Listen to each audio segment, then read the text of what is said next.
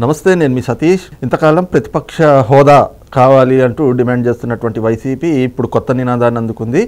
ఒక్కరోజు జగన్కి ముఖ్యమంత్రి పదవి ఇచ్చి చూడండి అంటూ కూటమి ప్రభుత్వానికి, ముఖ్యమంత్రి చంద్రబాబు నాయుడుకి కూడా సవాళ్లు విసురుతున్నటువంటి వైనం అయితే మాత్రం రాజకీయంగా కూడా చర్చనీయాంశంగా మారినటువంటి పరిస్థితి. మరి వైసీపీ చేస్తున్నటువంటి ఈ రకమైనటువంటి ప్రచారాలు, వాళ్ళు తీసుకుంటున్నటువంటి ఈ రకమైనటువంటి స్టాండ్ని ఎలా చూడాలి అనేటువంటి అంశాలు మనతో విశ్లేషించేందుకు ప్రముఖ రాజకీయ విశ్లేషకులు నాగార్జున గారు ఉన్నారు. సార్ నమస్తే.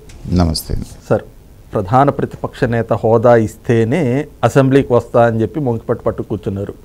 ఇదొక నినాదం అయితే, 40% ఓట్లు వచ్చినాయి, మాకు 11 సీట్ల ప్రకారం కాదు, ఓట్ల శాతం ప్రకారంగా మాకు ప్రతిపక్ష హోదా ఇవ్వాలి, ఎందుకు ఇవ్వట్లేదు అంటూ అడుగుతూ వచ్చారు. ఇప్పటి వరకు అది కూడా చూసాం. ఇప్పుడు ఇంకో కొత్త రాగాన్ని అందుకున్నారు. కూటమి ప్రభుత్వం, ముఖ్యమంత్రి చంద్రబాబు నాయుడు ఇచ్చిన హామీలు అమలు చేయట్లేదు, ఇచ్చిన వాగ్దానాలు నెరవేర్చట్లేదు, కాబట్టి ఒక్కరోజు జగన్మోహన్ రెడ్డికి ముఖ్యమంత్రిగా ఛాన్స్ ఇవ్వండి అంటూ ఈ నినాదాన్ని తెరపైకి తేవడం ఎలా చూడాలి అసలు? అంటే గతంలో కూడా నేను చాలాసార్లు అనుకునేవాడిని, ఏమనంటే ఇంతకంటే దిగజారుతాడా జగన్మోహన్ రెడ్డి అన్న ప్రతిసారి కాదు నేను ఎంతకైనా దిగజారుతానని చూపిస్తూ వస్తున్నారు జగన్మోహన్ రెడ్డి గారు. దాంట్లో భాగంగానే ఇది కూడా మనకు కనపడుతుంది. ఎందుకంటే మీరు ఏమేం చేశారు గత 5 సంవత్సరాల్లో అనే దాన్ని బట్టి ప్రజల తీర్పు ఉంటుంది. ఎప్పుడైనా అది ఏ ప్రభుత్వం అయినా మీరు 5 సంవత్సరాల్లో వాళ్ళ యొక్క విశ్వాసాన్ని కనుక పొందగలిగితే మరొకసారి అవకాశం ఇస్తారు. మీరు చేసిన పనితీరు నచ్చకపోతే పక్కన పెడతారు. పక్కన పెట్టిన తర్వాత ప్రజాస్వామ్యంలో మీరు అవునన్నా కాదన్నా 5 ఏళ్ళు వెయిట్ చేయాల్సిందే. అన్లెస్ ఏదో అనుకోని ఉపద్రవం వచ్చో వాళ్ళ పార్టీలో ఏదన్నా ఇదేయో ఇంకోటో అయితే తప్పితే అవకాశం లేదు. లేని ప్రతిసారి ఆ కుర్చీ ఏదో రకంగా మళ్ళీ ఎక్కాలని చెప్పేసి ఆత్రంతో చేసేటువంటి పిచ్చి పనులు చూస్తూ ఉంటే దిగజారుడితనం క్లియర్గా కనపడుతుంది. మీరు దాంట్లోకి వెళ్ళబోయే ముందు ఈ జరుగుతున్న పరిణామాలు కొన్ని గమనించండి. జగన్మోహన్ రెడ్డి గారు ఎక్కడికి వెళ్ళినా అది ఒక పలకరింపు కానివ్వండి, ఒక చావు పరామర్శ కానివ్వండి, లేకపోతే ఒక ప్రభుత్వాన్ని విమర్శించే కార్యక్రమం కానివ్వండి, ఒక సందర్శన కానివ్వండి, ఎక్కడికి వెళ్ళినా కామన్గా కనిపించేది ఏంటంటే చేపల మార్కెట్ దగ్గర అరుపుల్లాగా సీఎం సీఎం సీఎం అని అరవటం అనేటువంటిది సర్వసాధారణంగా కనిపిస్తుంది మనకి.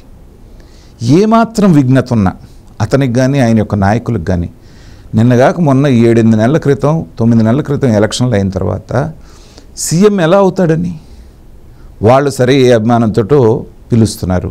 చూసే వాళ్ళకి అది ఎటకారం చేసినట్టుందే, అదేనా గమనించుకోవాలి కదా. అది లేకుండా దాంట్లోనే ఆయన ఆనందం పొందుతున్నాడు.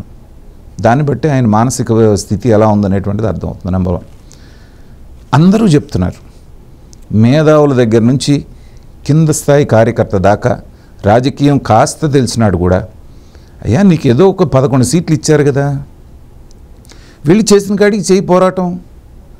మైక్ ఇవ్వకపోతే అప్పుడు బయటకు వచ్చి నాకు ఇవ్వలేదు కాబట్టి, నాకు అక్కడ న్యాయం జరగలేదు కాబట్టి అంటే గతంలో అన్నారు కదా 2014-19 మధ్యలో కొంత మీకు వెసులుబాటు ఉంటుంది. అది లేకుండా అసలు అసెంబ్లీకి వెళ్లకుండా, పోనీ అలా అన్నా ఉన్నావా, అనర్హత వేయటాన్ని కానీ గబగబా పరిగెత్తుకుంటూ వెళ్తారు. వెళ్ళి అదేదో సంతాప సభకి వెళ్ళినట్టు అటు కూర్చొని అందరూ ఎగతాళి చేసినట్టు 11 నిమిషాల లోపలే బయటకు వచ్చేసారు.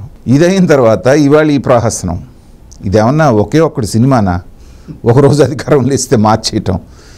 ఒకవేళ ఇలాంటి నినాదం కనుక వాళ్ళు ఎత్తుకుంటే ప్రజలు ఏమని భయపడతారంటే, నిజంగా చంద్రబాబు నాయుడు గారు ఉదారంగా ఏదో బాధపడుతున్నాడు, ఇబ్బంది పడుతున్నాడు కదా, ఒక్కరోజే కదా అని ఇచ్చినా అసలు ఆంధ్రప్రదేశ్లో ఇక జీవితకాలం నేనే ముఖ్యమంత్రిగా ఉండాలనేటువంటి చట్టాన్ని తెచ్చుకుంటాడు. ఎందుకంటే ఏ రాజకీయ పార్టీ, ఏ రాజకీయ నాయకుడు రాని ఆలోచన ఆయనకి శాశ్వత అధ్యక్షుడిగా ఆయన నామినేట్ చేసుకున్నాడు. గుర్తుందా మీకు?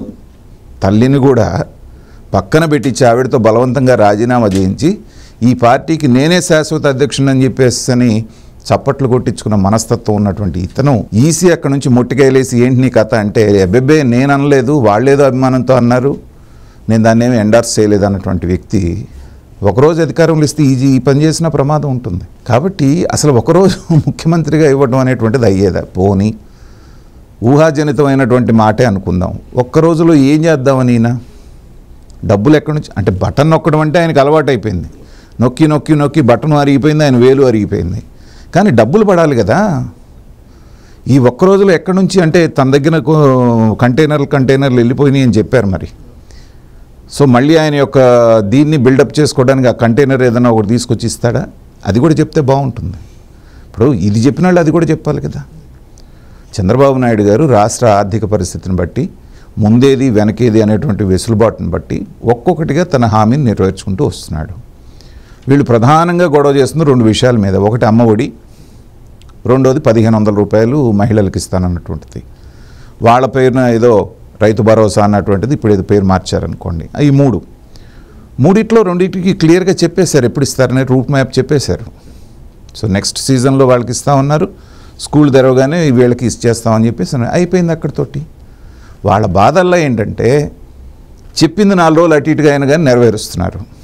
తర్వాత వీళ్ళు ఇప్పుడు ఉన్నటువంటి ఇదేంటంటే ఇంట్లో ఎంతమందికి ఉంటే అంతమందికి ఇస్తామని చంద్రబాబు నాయుడు గారు ప్రామిస్ చేశారు. ఒకవేళ నిజంగా ఎలాగైనా తంటాలబడి రేపు అకాడమిక్ ఇయర్ బిగినింగ్లో ఇంట్లో ఎంతమందికి ఉంటే అంతమందికి చంద్రబాబు నాయుడు గారు కనుక 2 ఉంటే 2, 3 ఉంటే 3 అని వీళ్ళు ఎగతాళి చేస్తున్నట్టు ఒక్కసారి ఇచ్చారనుకోండి, వీళ్ళకు ఉన్నటువంటి 40% ఓటు బ్యాంకు నెట్ట నిలువున చీలబోతుంది. అండర్లైన్ చేసుకోండి. ఎందుకంటే ఇప్పుడు దాకా ఏం నమ్మిస్తూ వచ్చాడంటే చంద్రబాబు నాయుడు చెప్తాడే కానీ చేయడు, మీకు వస్తే ఈ పథకాలు కూడా ఆగిపోతాయని చెప్పేసి భయపెట్టాడు. అది నమ్మారు. 90% మంది పథకాలు తీసుకునే వాళ్ళలో 90 నుంచి 95% ఆయన వెనకాల నిలబడ్డారు కాబట్టి ఆ 40% వచ్చింది. ఇప్పుడు అన్నట్టుగానే రైతులకు కావాల్సింది వేసేసి ఎంతమంది ఉంటే అంతమందికి గనక పిల్లలకి అదేదో తల్లికి వందనం గనక వేశారనుకోండి అయిపోయింది. ఇతనికి ఉన్నటువంటి వాళ్ళు సగం చీలిపోతారు. అది ప్రమాదాన్ని పసిగట్టాడు కాబట్టి వేసే లోపల ఎంత గోల కావాలో అంత గోల చేసేస్తే, ఒకవేళ ఏమన్నా కరుణించి ఒక రోజు ఇచ్చేస్తే ఈ ఎలివేషన్లు వేసుకోవడానికి పనికొచ్చే కానీ సతీష్ గారు అతను ఏంటి, అతని సమర్థత ఏంటి, అతని యొక్క అవగాహన ఏంటి, అతని స్థాయి ఏంటనేటువంటిది జనాలు పూర్తిగా అర్థం చేసుకున్నారు కాబట్టే 11 సీట్లకు పరిమితం చేశారు. నిన్న రాయపాటి అరుణ అని చెప్పేసి మన జనసేన అధికార ప్రతినిధి ఆమె మాట్లాడింది ఒకటి నాకు బాగా నచ్చింది. రాజశేఖర్ రెడ్డి అనేటువంటి లెగసీ నీ వెనకాల లేకుండా, వైఎస్ఆర్ అనేటువంటి పేరు నీ పార్టీలో లేకపోతే, ఆవిడ ఇంకో పదం వాడింది, అది నేను వాడదలుచుకోలేదు, నీ బతుకేంటి? ఏ రోజన్నా ఆలోచించావా? ఆయన ఏదో తెలుసో తెలియకో జనాన్ని మభ్యపెట్టో కొన్ని పథకాలు ఇప్పుడు ఫీజు రీఎంబర్స్మెంట్ అంటేనో ఆరోగ్యశ్రీనో కొంత పైకి జనానికి ఉపయోగపడుతున్నట్టు, దాని లోపల ఇంకా బోల్డ్ స్కామ్ ఉంది, అది వేరే విషయం. కానీ జనానికి ఉపయోగపడ్డట్టుగా కనిపించింది కాబట్టి ఆయన పట్ల జనాలు కొంత ఆప్యాయత చూపించారు, కొంత విశ్వాసం చూపించారు. అదే వారసత్వంగా వచ్చింది నీకు. ఆ రాజశేఖర రెడ్డి కొడుకు అలాగే చేస్తాడని చెప్పి నమ్మినందుకు నిలువున గొంతు కోసావు కాబట్టి పథకాల పేరుతోటి వాళ్ళు రియలైజ్ అయ్యి నా ఎస్సీలు, నా ఎస్టీలు, నా బీసీలు అన్నటువంటి ఆ నినాదాలన్నీ పక్కన పెట్టి మరీ నీకు 11 సీట్లకు పరిమితం చేశారు.